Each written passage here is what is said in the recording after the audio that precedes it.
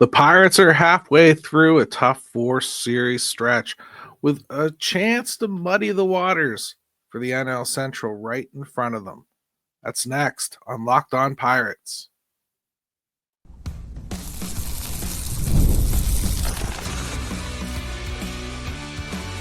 You are Locked On Pirates, your daily Pittsburgh Pirates podcast, part of the Locked On Podcast Network, your team every day.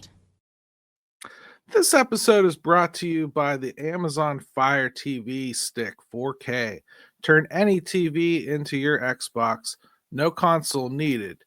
Head to amazon.com/Fire TV Locked On to learn more.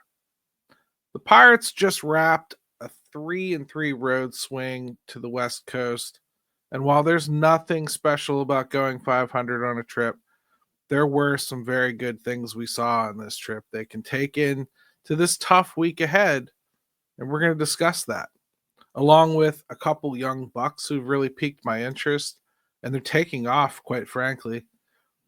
I'm going to try to paint a picture for you of how this starting rotation could play out the rest of the season and maybe even peek into the next year a little bit. We're going to do all of that fun stuff. I'm Gary Morgan, host of Locked On Pirates. Hit me with a subscribe or a like, comment.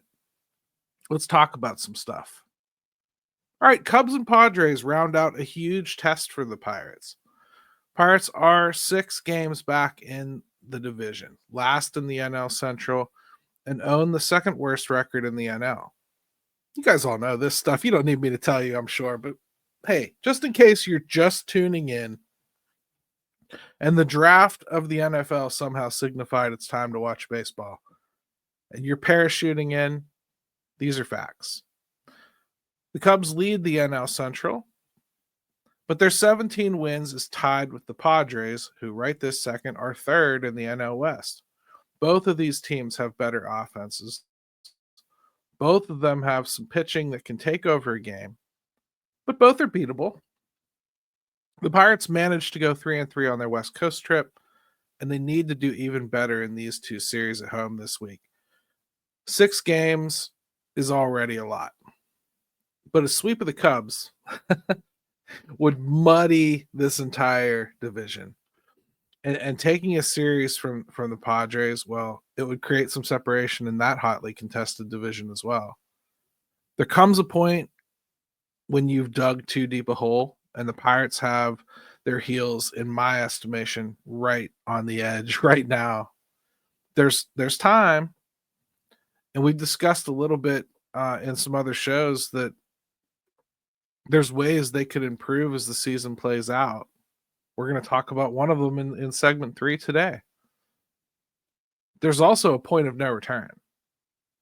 If you're 10 games back in the first week of May, well, let's just say, unless you have the type of team you see reeling off 10 or 12 in a row, you're probably in trouble. And we've seen stranger things. I mean, we all watched Moneyball. We know what the A's did, right? There's a reason that somebody made a movie out of that. I mean, it doesn't happen a lot. Those sorts of things aren't things you can count on. It stands to reason if you're 10 games back in the first week of May, you're in trouble. This is a team that probably has to aim a bit lower, like 7 out of 10. And making up ground that way does take a lot longer. So these series really carry more weight than they should. But for us, they're really important. The Cubs team OPS is 784, second only to the Yankees. And their ERA is 20th at 424. They've got the Pirates bested offensively by a mile, but the Pirates have them on the mound. So what separates these clubs in the standings, it might not hold up head-to-head. Doesn't always. Good pitching beats good hitting. It happens a lot. There's no need for me to make predictions here, but it's a big week for the Pirates and a real opportunity to muddy up this NL Central and knock back a few people that, are starting to feel like they might have some kind of contention eyes, right? The Brewers have fallen back a little bit. The Cincinnati Reds have taken a jump forward. Be really nice to give the Cubs a little bit of a comeuppance. They've played really well this year, especially offensively. They've been really hard to stop. The Pirates definitely have a challenge in for them. When they get to the Padres, they're kind of struggling right now. 3-7 in their last 10. So things haven't been rolling along quite as well for them. But up until very recently, they were right there for first place in the NL West. The San Francisco Giants are just playing out of their minds. And we just played the Dodgers, who they're everybody's favorite to win everything anytime, right? This whole year. The Pirates had an opportunity to take 2 games in that series. They didn't. One of them, I could argue, the manager played a huge role in. The other one, they just got their butts beat. That happens. And I think if you're real with yourself, that's kind of what you expected to see 2 or 3 times out there, right? And the Angels were hot to start the season. They were actually a story early on. They got off to a scorching hot start, but then, man, they really struggled. And they have struggled, and the Pirates just kind of ate that up. Their best pitchers didn't pitch well. Their best hitters didn't hit well for the most part, and they were able to take 2 or 3. Again, I could argue somehow, some way, should have swept that team the way they were playing. Well, they need to step it up a little bit in this homestand. This is a little bit bigger. Now it's the Cubbies. The Cubs are playing well, like I said. But I don't think that they're untouchable. I really don't. Kyle Tucker has been otherworldly, a terrific addition to their team, a risky addition to their team. If they swing and miss on extending him, there will be a lot of people that feel like they paid a lot too much for one season of him. If they win it all with him in this one season, nobody will care, and they'll be geniuses. If they extend him, they look pretty smart. But Kyle Tucker, you can't argue, has changed the dynamic in the NL Central. He's by far the most bona fide star, truthfully, at least off the mound. He's the most proven of them anyway. You could make an argument for Elly De La Cruz, but I think Elly De La Cruz still has some growth to go. And O'Neal Cruz is breaking out, but please. Yeah, I'm not even 100% sure he's caught up to Elly yet as far as like what he's at least the expectations you have for every time he comes up. Elly will get exposed unless he figures out how to hit right-handed better. And he's got to get better defensively. Well, O'Neal Cruz kind of went through that whole thing, and now he's evolved to the outfield. So you wonder if that move is coming for Elly. That just makes Kyle Tucker the only, in my eyes, true hitting star in this division. Churios is coming along from Milwaukee. That could turn into something. But the Cubs changed everything with that deal. That was the best deal made in this division, the most impactful deal made in this division. Unfortunately for them, I don't think they did enough on the mound, and they'll pay that price later in the season, if not sooner than later. Right now, they're hitting like hell. Pirates are going to need to be careful as they approach this one. They really are. When we come back, we're going to talk about 2 young bucs. We're going to take a step back from the team today and just look a little bit forward to a couple young kids that are kind of really surging right now and really doing exciting things in the minors. Looking for a snack that's both delicious and nutritious? Crack into a good source of protein with Wonderful Pistachios. Wonderful Pistachios is one of the highest protein nuts. Each 1 ounce serving has 6 grams of protein, giving you over 10% of your daily value. Plus, they're packed with fiber and better for you unsaturated fats to help keep you feeling fuller longer. I love them when I'm on the golf course. They really help me get through 18. I wish they'd help my score a little more, but I certainly feel like I have a little more energy by the time I get done, which is always a good thing. So get snackin' and get crackin' with the snack that packs a protein punch. Visit wonderfulpistachios.com to learn more.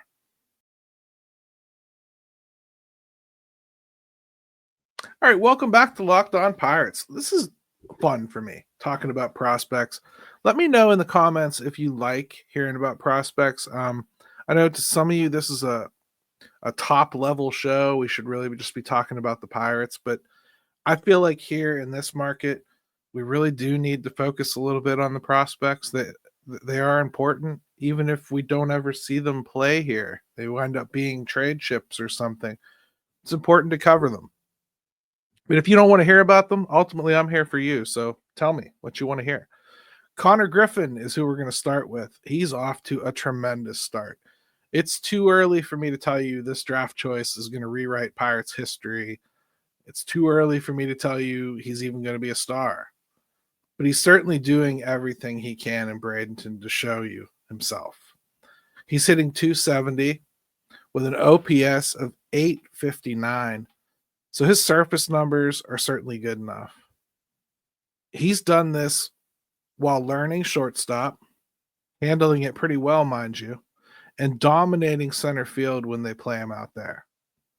This isn't positional flexibility for the sake of it. It's about a superior athlete being capable of just about anything. Playing two of the hardest positions, not named catcher or pitcher, and he could pitch too in high school. He dropped that just so he could focus on his offense. In other words, when the time comes for a call-up, because of his ability to play these two, chances are he's going to be able to play as many as 6 different spots in the infield and outfield. So you're greasing the skids and making it easier for this kid to not only move up the ranks quickly through the system and have plenty of opportunities for playing time, and you give him a good shot to make the MLB team without a specific injury having to happen or having to create an opening for him by dealing somebody you don't want to deal, or you just basically give yourself and the player much more option later on. The most exciting number for Connor, if you ask me, is his in-zone whiff percentage. It's at 16%. That's insanely good. Insanely good. Especially for a kid facing pitching he's never seen before. What this means essentially is if you throw a strike and he swings, he is rarely going to miss it. That's the whole zone.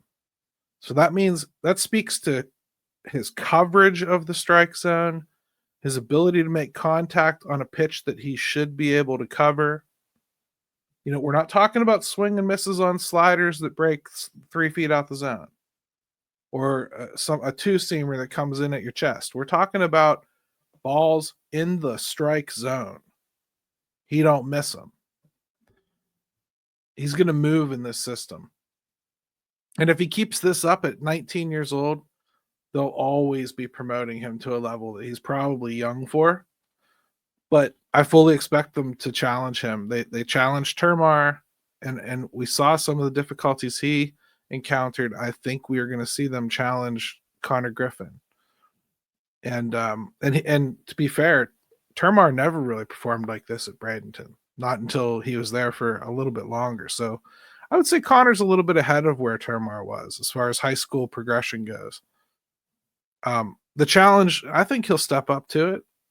I really do. I think you could expect him to jump 2 levels a year if he keeps performing like this. He's got speed, power, defense, contact, and he uses all of them every chance he gets excitedly. You'll never not see this kid run. I think he was only thrown out once trying to steal bases in high school. I mean, this is, I think, a special prospect. I really do. He's getting on base at a 345 clip, and he already has 11 stolen bases, and he'll go whenever, from first, from second. I even saw him try to go from third once and prompt a throw over there. You can't walk him, or it might be a double. You can't throw strikes because he won't miss much. And he can and will do damage, and he'll take his walks. It's he's going to move. I'm just telling you, he's going to move. I don't know if he'll stall out, but he's going to move. I think he's going to make this organization look pretty smart for that pick. Ultimately, very impressed with him. Here's another one: Hunter Barco, down in Double-A Altoona. Hunter has pitched 20.2 innings this year for Altoona. He's given up not a single run. He struck out 30, and his whip is, hold on to your hats, 0.63. Lights out might not do this justice. Hunter Barco is on another planet right now. And we're watching Bubba Chandler, a heartbeat away from the majors. And we're impressed by him, but Hunter Barco is doing some sick things in Double-A, right? So of course I've read a lot of people, wanting him promoted to Indy, and it's often paired with calls for Bubba Chandler going up to the bigs. I can't think of too many good reasons to keep him in Altoona much longer, but I will say it's very hard to sketch out what the rest of Barco's season could look like. He was drafted in 2022 in the second round, and the only reason he was available to the Pirates at that stage, because this is a first round talent, universally accepted as a first round talent, he was recovering from UCL surgery. Tommy John, for those of you that aren't sick of saying Tommy John and switched to UCL like I have. Because of that, he was only able to go 18.1 innings in his first season with Pittsburgh back in 2023. Then in 2024, he managed to reach 66, and he jumped 2 divisions. 66, well, it's really difficult to get him too far this year, right? A healthy stretch this year. I think the surgery is behind him, but you got to stretch him out carefully because, again, the elbow just recovered. It's basically like a newborn. It's completely rebuilt, but you've got to build that strength back up. So based on what we know, I think you can expect Hunter to top out 100 innings, 120 maybe, if they really want to push him. I mean, I say this because no matter how you frame it, no matter where they promote him to, AAA, whatever, there isn't much chance he makes it to the majors in 2025. And while he's unreal early on here and certainly not being challenged at the Double-A level, there is a cap on what he can get accomplished this year. His 2025 story to me is going to be a minor league story and remain that way, but it's an important story. It's a reason to continue to think this team has enough internal pitching here and coming to be pretty damn good for years to come. But the minor league stopping point is all but decided, if you ask me, for Barco. Now, could that change? I suppose it could, if they wanted to decide to use him as a lefty out of the pen late, or I guess you could. I just think you're going to be extremely careful with his innings. It only makes sense to be extremely careful with his innings. He's been strong. There has been no hiccups at all, and he does look fully recovered, but you still can't push that too much. A similar example of what I'm talking about is back in 2023, the Pirates really let Johan Oviedo go. And I mean, they let him go almost 45 or 50 innings past their original projections for where they wanted to take him that season. And he was a horse, and we all called him a horse, and he got through that whole season and mightily contributed, and we needed the effort. So let's not act like it wasn't helpful. But Johan Oviedo may have very well pitched his way into Tommy John that offseason.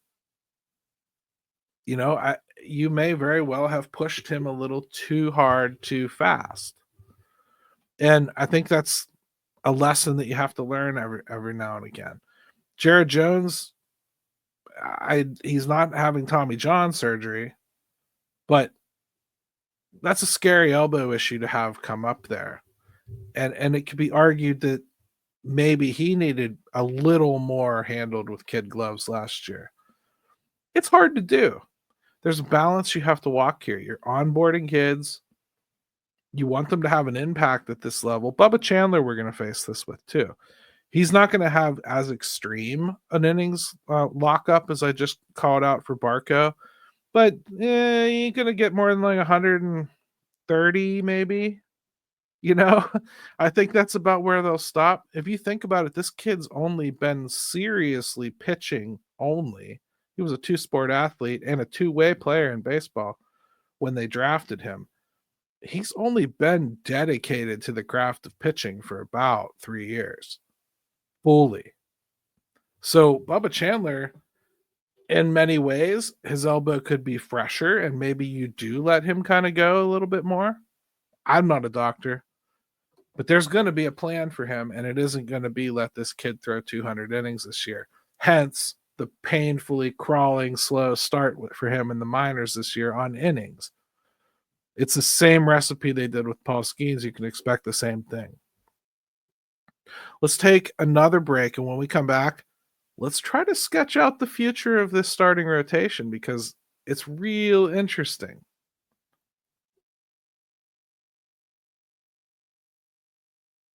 The NBA playoffs are almost here, and FanDuel is giving new customers an incredible way to get in on the action. Right now, when you join FanDuel and place your first $5 bet, you'll get $250 in bonus bets if your bet wins. From three-pointers to steals to assists, FanDuel has so many ways to bet your favorite player props. Don't miss out. Head to FanDuel.com and claim your $250 in bonus bets today.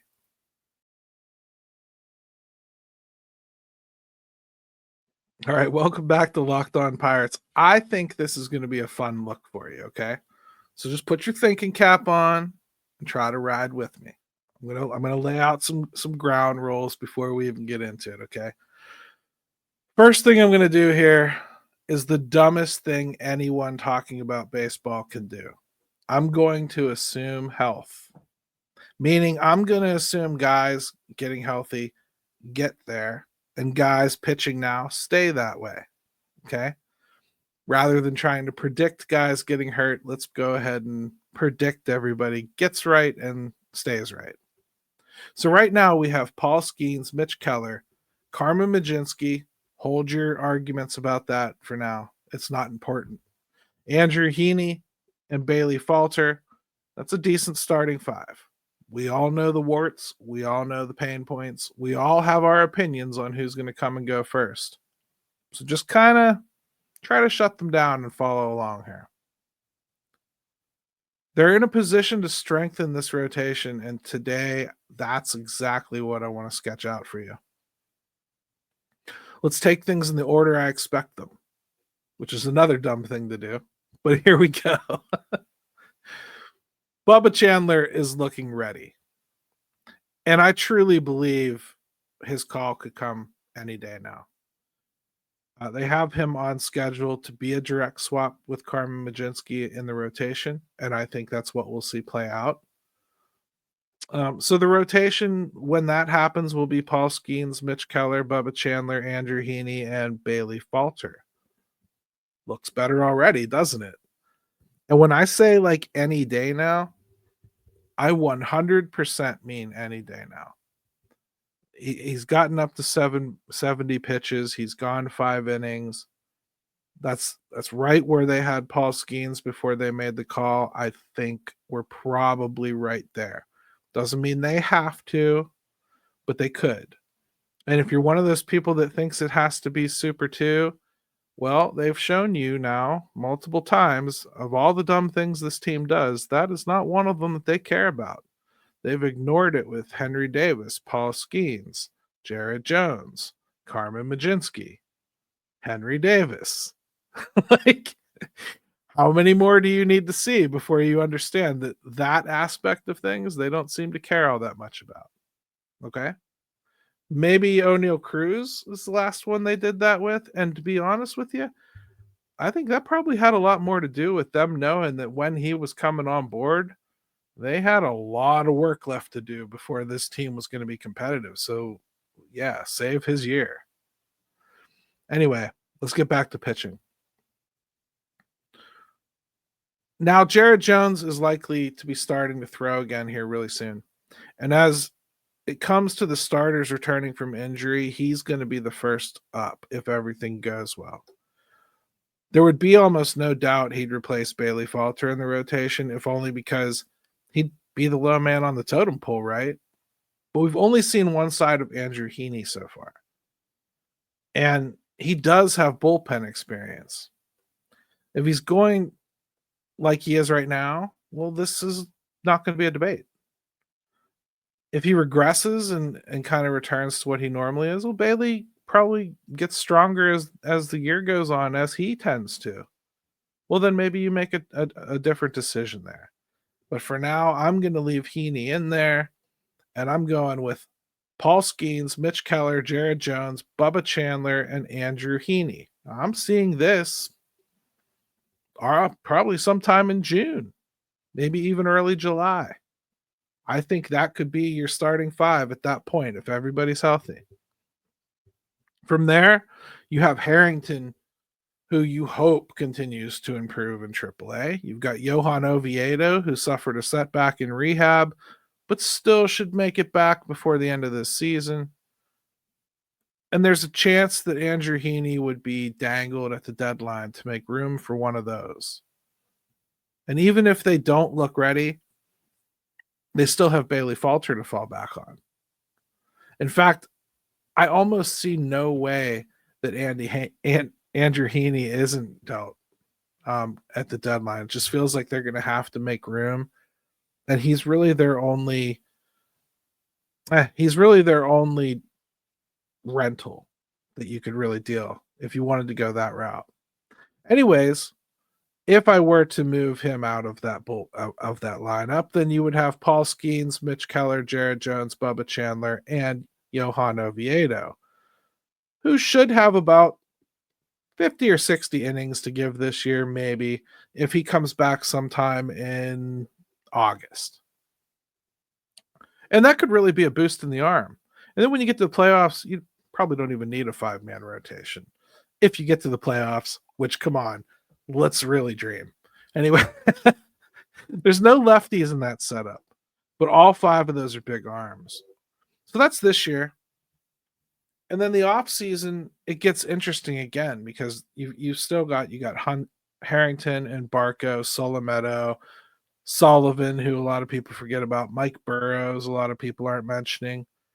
It might afford you making a baseball trade with a guy, somebody that you're already paying, even like Mitch Keller. I mean, I know you don't want this management team making these trades and everything, so just don't worry about that part yet. But that's a move that you could make. You could maybe think about moving a Mitch Keller. You're going to owe him a lot of money here soon. It gives you a little bit more flexibility to lock something else up, and hopefully he returns you something good because you're selling off a good pitcher with a lot of control left, and he's at least a number 3 for somebody that's hard to come by on the market. Pirates may find themselves with the kind of room to do something like that. If that's the case, okay. Again, I'm not 100% sure that's the route I'd go. I'm just trying to paint you all the possibilities. Either way, I think the rotation sure gets interesting this year one way or another. Almost regardless of what this team does, because it's not like you're going to be trading off anybody but Heaney out of that mix.